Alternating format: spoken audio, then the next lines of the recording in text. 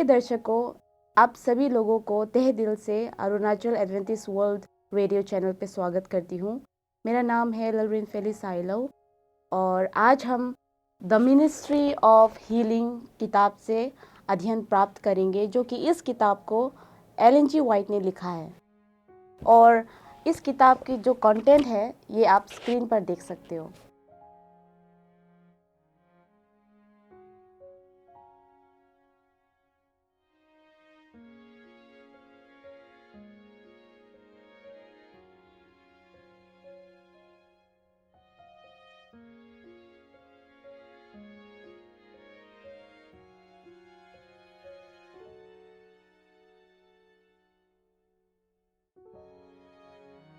Chapter 3 सब topic प्रकृति और ईश्वर के साथ।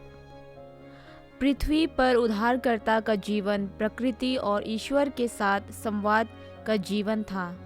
इस संवाद में उन्होंने हमारे लिए शक्ति से भरे जीवन का रहस्य प्रकट किया। यीशु एक ईमानदार निरंतर कार्यकर्ता थे। कभी भी लोगों के बीच रहते हुए किसी और ने इतनी जिम्मेदारियों का बोझ नहीं उठाया। कभी भी किसी और ने दुनिया के दुख और पाप का इतना भारी बोझ नहीं उठाया। कभी भी किसी और ने लोगों की भलाई के लिए इतने आत्मकपट उत्साह के साथ काम नहीं किया। फिर भी उनका जीवन स्वस्थ था। शारीरिक और आध्यात्मिक रूप से उनका प्रतिनिधित्व बलि के मेमने द्वारा किया गया था। बिना किसी दोष और बिना किसी दाग के शरीर और आत्मा में वह एक उदाहरण था कि परमेश्वर ने अपने नियमों का पालन करने के माध्यम से सभी मानवता को क्या बनाया है। जब लोगों ने यीशु को देखा तो उन्होंने एक ऐसा चेहरा देखा जिसमें दिव्य करुणा और सचेतन शक्ति का मिश्रण था। ऐसा लग रहा था कि वो आध्यात्मिक जीवन के माहौल से घिरा हुआ था, जबकि उसका व्यवहार सौम्य और विनम्र था। उसने लोगों को एक ऐसा शक्ति से प्रभावित किया जो छिपी हुई थी, फिर भी पूरी तरह से छिपाई नहीं जा सकती थी। अपने मंत्रालय के दौरान वो लगातार चालाक और पाखंडी लोगों द्वारा पीछा किया गया था, जो उसके जीवन की तलाश में थे। उनके मार्ग पर, उनके शब्दों पर नज़र रखते हुए उनके विरोध कोई अवसर ढूंढने के लिए राष्ट्र के सबसे तीक्ष्ण और सबसे उच्च सुसंस्कृत दिमागों के विवाद में उन्हें हराने की कोशिश की, लेकिन वे कभी भी लाभ नहीं उठा सके। उन्हें मैदान से हटना पड़ा। गलील के दीन शिक्षक द्वारा भ्रमित और समृद्ध होना पड़ा।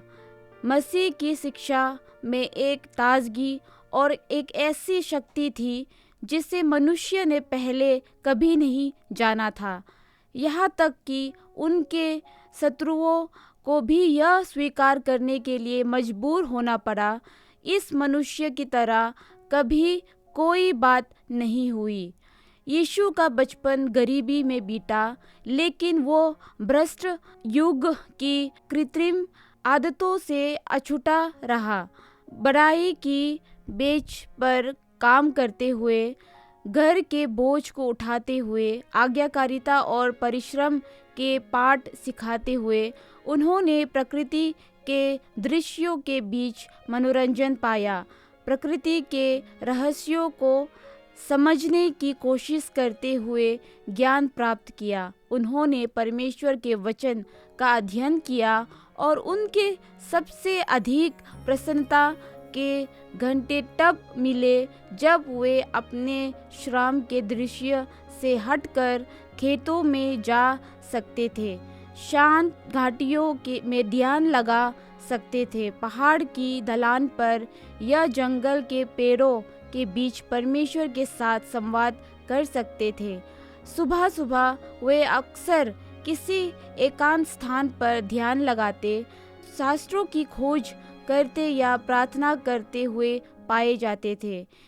गायन की आवाज़ के साथ उन्होंने सुबह की रोशनी का स्वागत किया।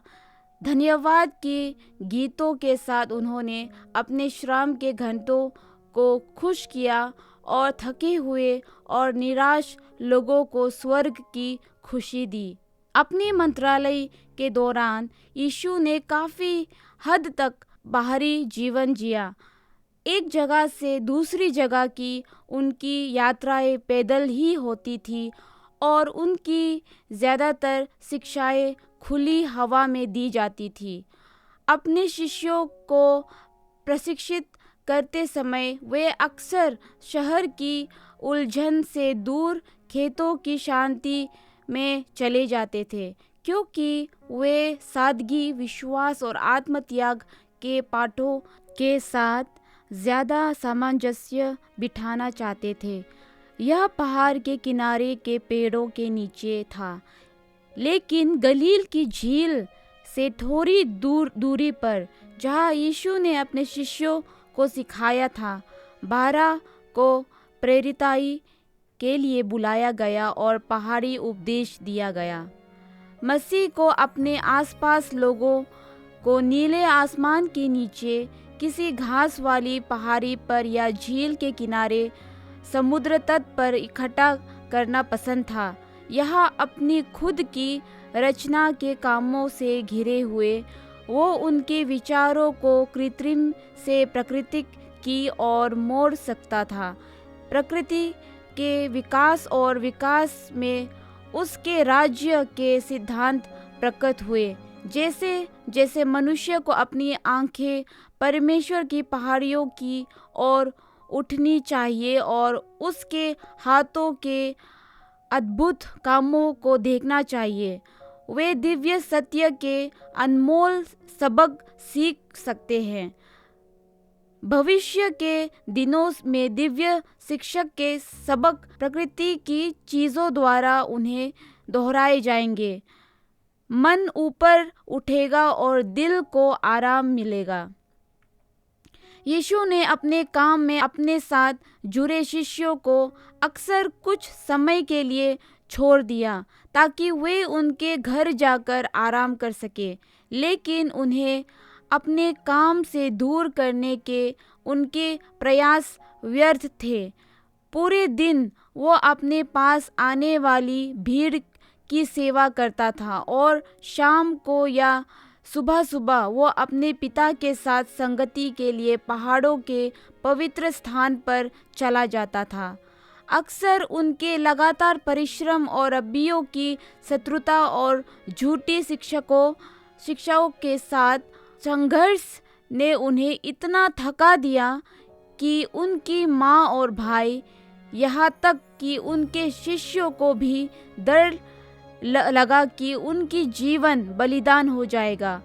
लेकिन जब वे वहाँ से लौटे, प्रार्थना के घंटों ने दिन के कष्टों को समाप्त किया। उन्होंने उनके चेहरे पर शांति की झलक दिखाई, ताजगी, जीवन और शक्ति जो उनके पूरे अस्तित्व में व्याप्त थी। ईश्वर के साथ अकेले बिताए घंटों से वे सुबह सुबह स्वर्ग का प्रकाश मनुष्य तक लाने के लिए आगे आए। अपने पहले मिशनरी दौरे से लौटने के ठीक बाद यीशु ने अपने शिष्यों से कहा, अलग हो जाओ और थोड़ा आराम करो। शिष्य सुसमाचार के अग्रदूत के रूप में अपनी सफलता की खुशी से भरे हुए वापस लौटे थे जब उन्हें हेरोदेस के हाथों यूहन्ना बपतिस्मा देने वाले की मृत्यु की खबर मिली। यह एक कड़वी उदासी और निराश थी। यीशु जानते थे कि बपतिस्मा देने वाले को जेल में मरने के लिए छोड़कर उन्होंने शिष्यों के विश्वास की कड़ी परीक्षा ली थी।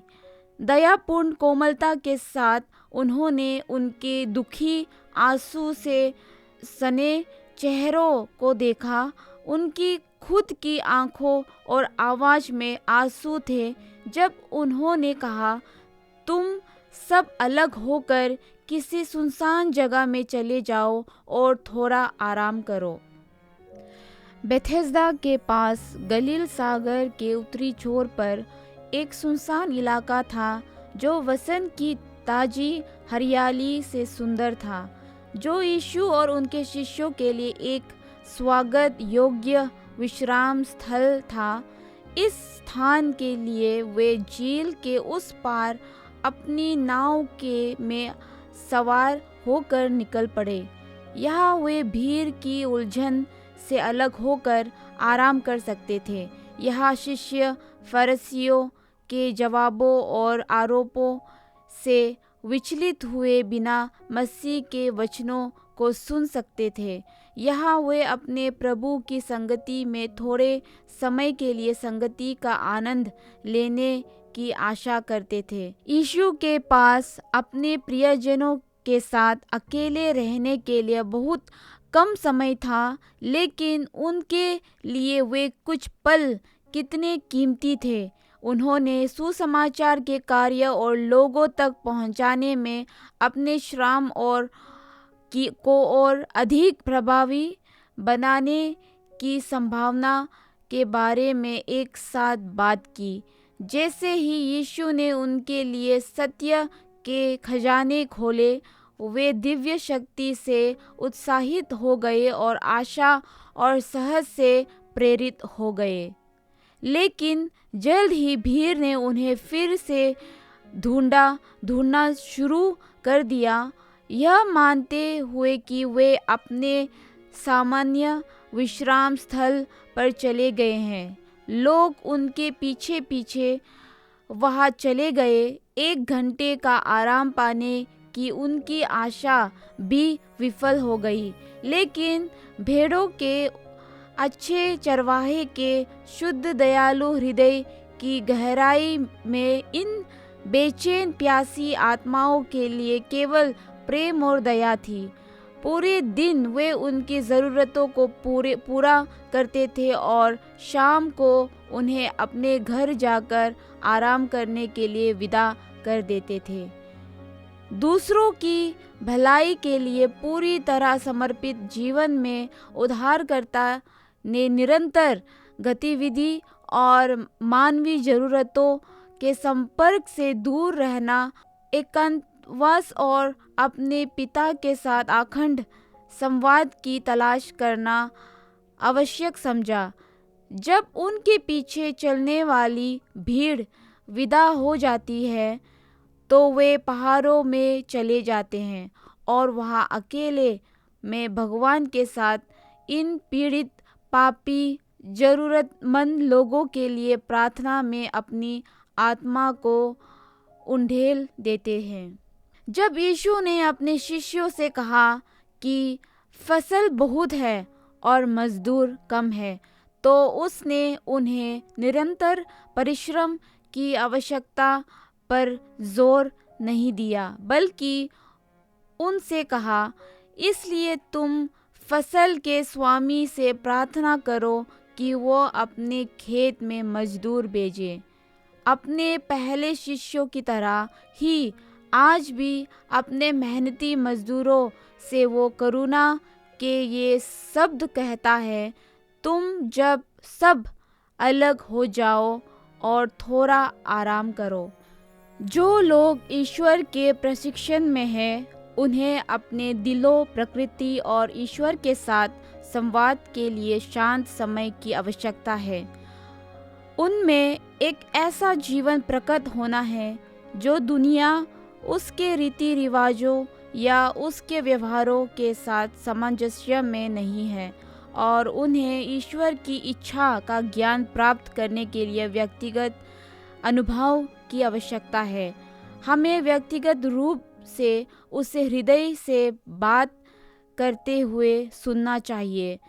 जब हर दूसरी आवाज़ शांत हो जाती है और हम शांति से उसके सामने प्रतीक्षा करते हैं, तो आत्मा की शांति ईश्वर की आवाज़ को और अधिक स्पष्ट कर देती है।